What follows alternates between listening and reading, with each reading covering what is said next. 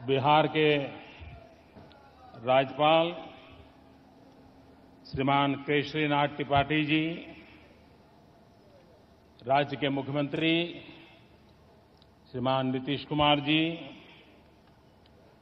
केंद्र में मंत्रिपरिषद के मेरे साथी श्रीमान सुरेश प्रभु जी, श्रीमान रामविलास पासवान जी, श्रीमान रविशंकर प्रसाद जी, श्रीमान धर्मेंद्र प्रधान जी, श्रीमान पीयूष गोयल जी, इसी धरती के संतान और मेरे मंत्रिपरिषद के साथी श्रीमान रामकृपाल यादव जी, श्रीमान उपेंद्र कुशवाहा जी, यहां के सांसद श्रीमान शत्रुघ्न जी, राज्य विधानसभा के नेता श्रीमान नंदकिशोर जी, विधान परिषद के नेता श्रीमान सुशील कुमार मोदी जी, उपस्थित सभी वरिष्ठ महानुभाव, देवी और सज्जनों,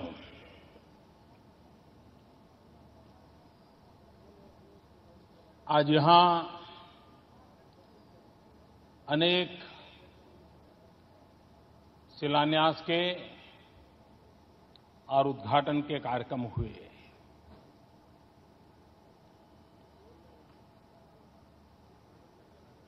हम सब इस बात पर अब भली भांति समझने लगे हैं कि विकास का कोई पर्याय नहीं है। अगर हमें गरीबी से लड़ना है तो विकास करना होगा,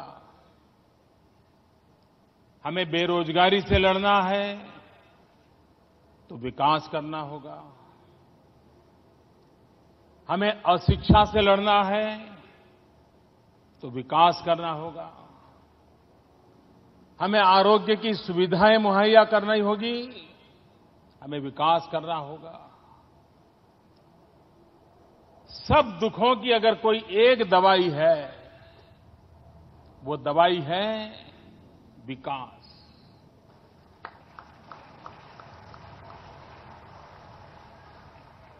और ये अच्छी बात है कि इन दिनों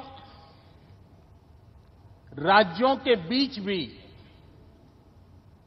विकास को लेकर एक स्पर्धा का माहौल बनता चला जा रहा है। राज्यों को लगने लगा है कि वो राज्य उस बात में मेरे से आगे निकल गया, अब हम कुछ कोशिश करेंगे, हम आगे निकल जाएंगे। आखिरकार देश आगे बढ़ाना है तो राज्यों के विकास से ही आगे बढ़ने वाला है। और इसलिए देश के विकास के लिए राज्यों का विकास, इस मूल मंत्र को लेकर के केंद्र हो या राज्य हो, सबने मिलकर के काम करना, काम को आगे बढ़ाना, ये आवश्यक होता है। विकास के कामों में राजनीति कितना नुकसान करती है, उसका ब्यौरा आदरणीय मुख्यमंत्री जी ने विस्तार से दिया।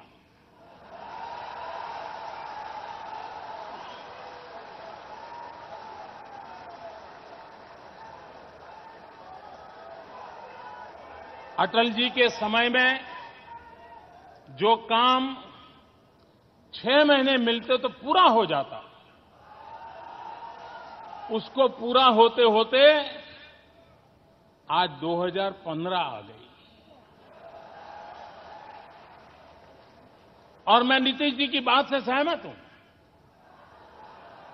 कि अगर अटल जी की सरकार का चुनाव थोड़ा देर से होता, 6 महीने मिल जाते, तो उस समय अटल जी के मार्गदर्शन में, और यहीं के रेल मंत्री थे नीतीश जी, ये काम पूरा हो गया होता। वो सही बोल रहे हैं।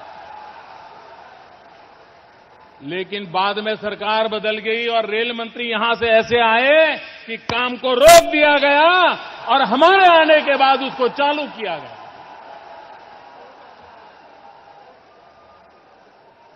अब राजनीति जो करते हैं करें, लेकिन नुकसान बिहार का हुआ, बिहार की जनता का हुआ। नीतीश कुमार जी की इस व्यथा के साथ मैं भी अपना स्वर मिलाता हूं।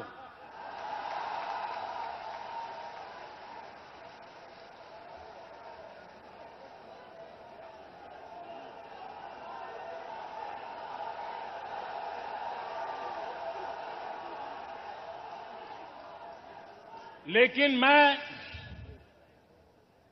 इस मत का हूं कि हमें विकास की यात्रा को निरंतर गति देना चाहिए। आज नीतीश जी ने बहुत अच्छी बातें बताई कि भाई आईआईटी है, लेकिन हमें यहां के आवश्यकताओं के अनुसार और यहां की क्षमता के अनुसार नई नई फैकल्टीज को लाना चाहिए। मुझे विश्वास है कि नया परिसर की क्षमता इतनी है, 500 बीघा भूमि है, ये होगा। और हम तो कोशिश ये कर रहे हैं कि दुनिया में जो टॉप क्लास फैकल्टीज हो उनको भी भारत में लाया जाए, ताकि भारत के हमारे युवकों को देश के लिए जो आवश्यक है, जिस राज्य में आईआईटी है वहां जो आवश्यक है, उन विषयों को बल दिया जाए। सिर्फ दिल्ली में बैठ करके योजनाएं बनाने का वक्त पूरा हो गया। अब तो राज्य के मन में जो भाव उठते हैं, राज्य की आवश्यकताएं होती हैं, उसके अनुसार ही दिल्ली को भी ढलना चाहिए। ये मेरी सोच है और मैं उसी को आगे बढ़ा रहा हूं। आज यहां एक इंक्यूबेशन सेंटर का प्रारंभ हो रहा है। ये इंक्यूबेशन सेंटर मैं मानता हूं एक बहुत बड़ा नजराना है। आईआईटी कॉम्प्लेक्स इमारत से भी ज्यादा ये इंक्यूबेशन सेंटर बहुत बड़ा महत्वपूर्ण हमारा इनिशिएटिव है। इसलिए मैं ये इस बात से कन्विंस हूं, मैं जिस प्रदेश से आया हूं,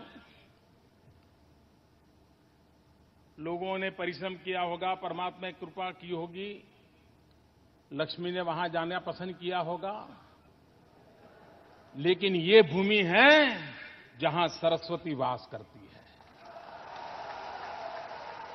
यहां के नौजवान तेजस्वी हैं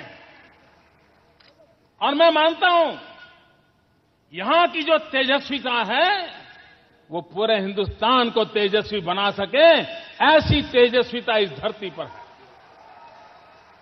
और मुझे विश्वास है कि ये जो इंक्यूबेशन सेंटर हम सोच रहे हैं, बनाने जा रहे हैं, वो भी एक विशेष मकसद से है। आज हम देख रहे हैं कि मेडिकल सर्विसेज, हेल्थ सेक्टर, ये सिर्फ डॉक्टर नाड़ी पकड़ लें, 4 सवाल पूछ लें और निर्णय नहीं होता है कि बीमारी क्या है, दवाई क्या दे। ढेर सारे मशीनों के अंदर से शरीर को गुजारा जाता है, भांति भांति मशीनों को शरीर पर लगाया जाता है, उसके बाद बीमारी तय होती है, उसके बाद उपचार का रास्ता तय होता है। पूरे हेल्थ सेक्टर में टेक्नोलॉजी का प्रभाव इतना बढ़ा है, इतने नए नए संसाधनों का आविष्कार हो रहा है, और आज भारत को, गरीब व्यक्ति को इन साधनों को अगर मुहैया कराना पड़े तो विदेशों से लाना बहुत महंगा पड़ रहा है। इस पटना की धरती पर बिहार के मेरे नौजवानों की प्रतिभा को एक अवसर दिया जा रहा है कि इस इंक्यूबेशन सेंटर में प्रमुख रूप से इलेक्ट्रॉनिक एंड डिजिटल मैकेनाइज के साथ किस प्रकार से हम हेल्थ सेक्टर की नए विषयों का आविष्कार करें, उसका उत्पादन करें, ताकि हमारे गरीब से गरीब के लिए हमारे अस्पतालों में भारत में बने हुए उत्तम से उत्तम साधन तैयार हो, जिसका लाभ गरीब को मिले, उस दिशा में हम काम करना चाहते हैं। और इसलिए ये इंक्यूबेशन सेंटर भले ही पटना की धरती पर बनने वाला हो, लेकिन वह हिंदुस्तान के गरीबों के आरोग्य की आवश्यकताओं की पूर्ति करने का एक अहम कार्यक्रम बनेगा, ये मैं देख रहा हूं। आखिरकार विकास करना है तो इंफ्रास्ट्रक्चर का बड़ा महत्व होता है, और अगर इंफ्रास्ट्रक्चर को बल नहीं दिया गया तो हम बहुत पिछड़ के रह जाएंगे। बिहार में चाहे रेल हो, रेल हो, एयर हो, उसको इंफ्रास्ट्रक्चर मिले, उसकी कनेक्टिविटी बढ़े, इस पर हम बल दे रहे हैं। हिंदुस्तान में शायद अधिकतम रेल मंत्री किसी राज्य ने दिए हैं तो बिहार ने दिए हैं। जमाने से जैसे ये रेल डिपार्टमेंट बिहार के लिए रिजर्वेशन है।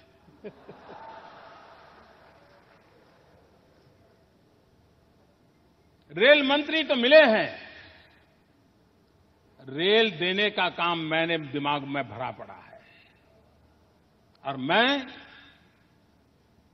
रेल के माध्यम से बिहार के दूर सुदूर इलाकों को कैसे जोड़ पाऊं, मुख्य धारा में विकास की ये इंफ्रास्ट्रक्चर आता है, उसको कैसे आगे बढ़ाऊं, इस दिशा में योजनाएं लेकर के आगे चल रहा हूं। आज एक महत्वपूर्ण कार्यक्रम हमने लॉन्च किया है। वैसे नीतीश जी ने धर्मेंद्र प्रधान जी की इतनी तारीफ कर दी है, उसी से मुझे समझ आता है कि इस प्रोजेक्ट का कितना महत्व है। नीतीश जी की बात सही है। आने वाले दिनों में जिस प्रकार से रोड का महत्व है, रेल का महत्व है, वैसे ही गैस ग्रिड का भी महत्व है। पूरी इकोनॉमी में गैस आधारित इकोनॉमी शेप ले रही है, और गैस पहुंचाने के लिए बहुत बड़ा महंगा खर्चीला नेटवर्क खड़ा करना पड़ता है, इंफ्रास्ट्रक्चर बनाना पड़ता है। और मैं देख रहा हूं कि एनर्जी के सेक्टर में गैस की उपलब्धि ये उस देश की पूरी इकोनॉमी को बदल देती है। बिहार की इकोनॉमी को बदलने का एक बहुत बड़ा ताकतवर प्रयास, गंगा तो हमारे पास है ही है, हम ऊर्जा गंगा को लेकर के आ रहे हैं आपके पास।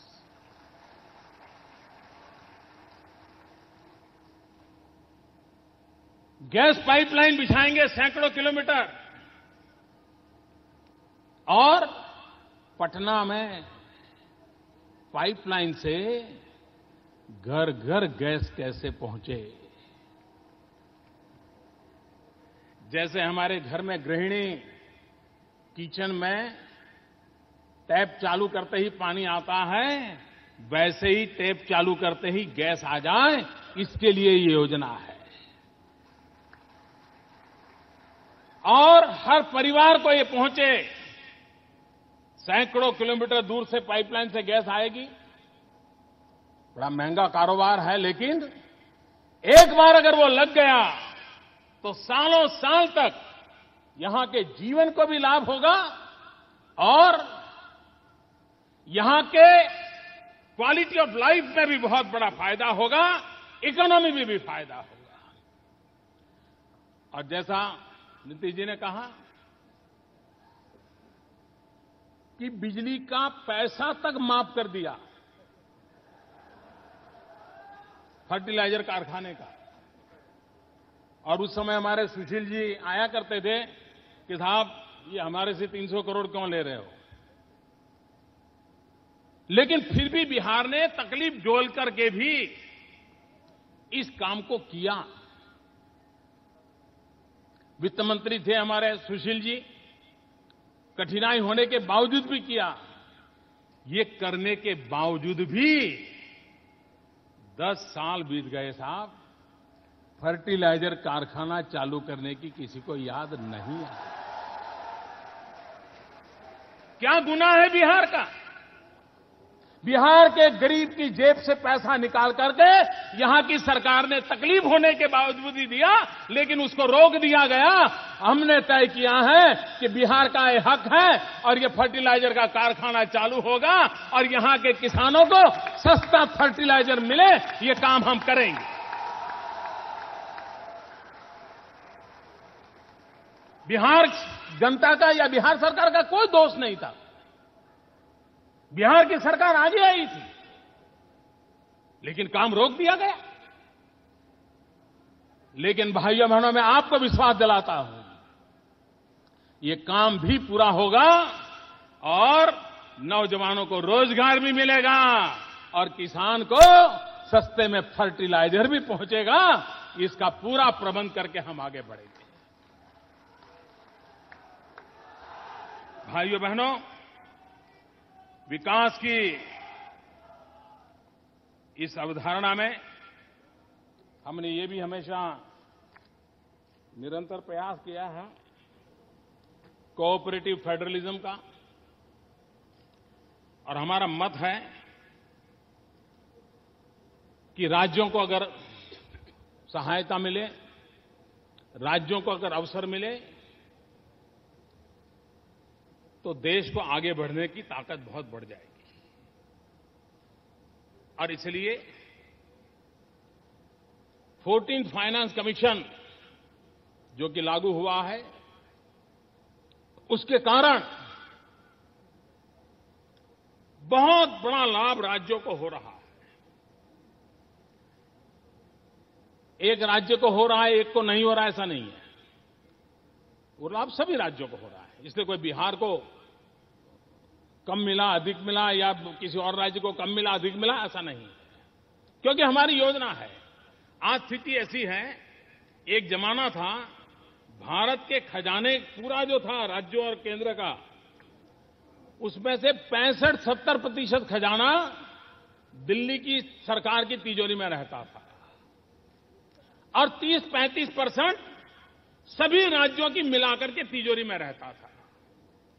हमने ऐसा एक महत्वपूर्ण फैसला किया है, कठिन काम लिया है सर पे, लेकिन जैसा नीतीश जी ने कहा कि मोदी जी आप पर हमारी आशा है,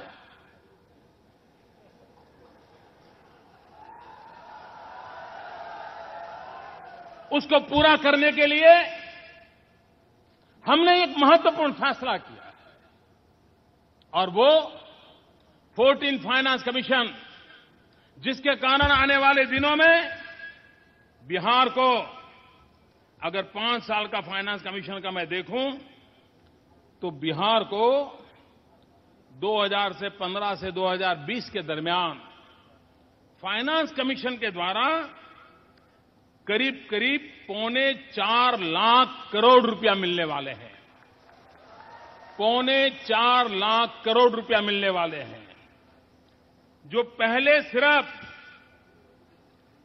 बीते हुए समय में सिर्फ 1.5 लाख करोड़ रुपया मिला था। 1.5 लाख का 3.25 लाख करोड़ रुपया आने वाले दिनों में, क्योंकि हम मानते हैं ये प्रदेश आगे बढ़ना चाहिए। और मेरा ये विश्वास है, पूरब में जब तक प्रगति नहीं होती है, देश कभी आगे नहीं बढ़ सकता है। चाहे बिहार हो, चाहे पूर्वी उत्तर प्रदेश हो, चाहे उड़ीसा हो, चाहे पश्चिम बंगाल हो, चाहे झारखंड हो, आसाम हो, नागालैंड हो, मिजोरम हो, ये सारा हिंदुस्तान का पूर्वी भाग, ये जब तक विकसित नहीं होता है, ये भारत माता हमारी समृद्ध नहीं हो सकती है। और इसलिए बिहार का विकास, ये हमारा प्राइम एजेंडा है। पूर्वी भारत का विकास, ये हमारा मकसद है, हमारा लक्ष्य है। और उसको आगे बढ़ाने के लिए अनेक विध नई योजनाएं हम लेकर के आने वाले हैं, उसको पूरा करेंगे।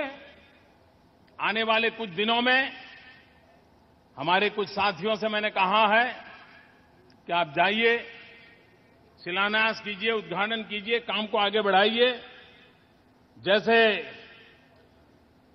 Muzaffarpur Sonbarsa national highway 77 kilometre को डबल लेन करने का काम पूर्ण हो चुका है। करीब 600 करोड़ रुपया की लागत लगी है। पटना गया डोभी रोड को 4 लेनिंग का काम मंजूर हो गया है। करीब 1231 करोड़ रुपया की लागत है। पटना कोइलावर भोजपुर और भोजपुर बक्सर रोड का भी 4 लेनिंग का काम मंजूर हो चुका है। लागत है करीब 2012 करोड़ रुपया। भागलपुर बाईपास का काम मंजूर हो गया है। लागत है करीब 230 करोड़ रुपया। शिवहरी सीतामढ़ी जयनगर निरैया रोड का भी सुधार मंजूर कर दिया गया है।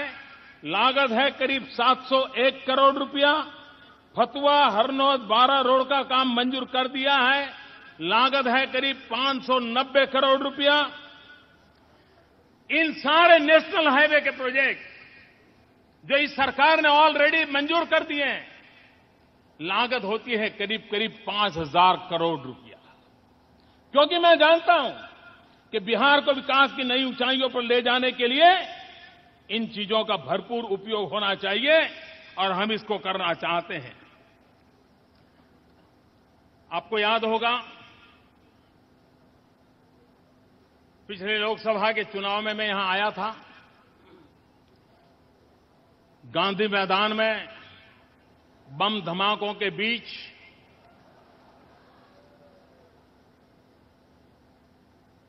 मैं भाषण कर रहा था।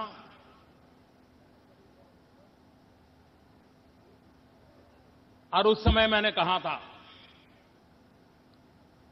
केंद्र में हम सत्ता में आएंगे तो बिहार को विशेष पैकेज देंगे।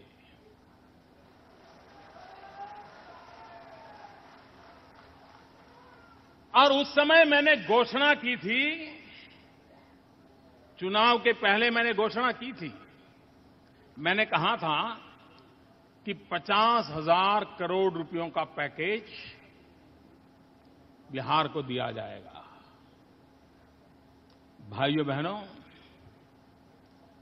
मैं जब दिल्ली में बैठा, बारीकी से चीजों को देखा और मैं नतीजे पर पहुंचा कि मेरे दिल दिमाग में बिहार की जो कल्पना है, बिहार को अगर मुझे उस ऊंचाई पर ले जाने में बिहार के साथ लेकर के चलना है तो 50,000 करोड़ से बात बनने वाली नहीं है।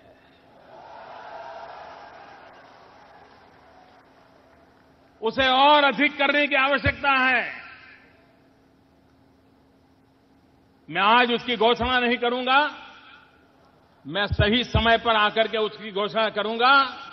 लेकिन मैं इतना कहता हूं, मैंने जो वादा किया था उसको तो निभाऊंगा, उससे भी आगे मामला ले जाऊंगा। ये मैं आपको वादा करने आया,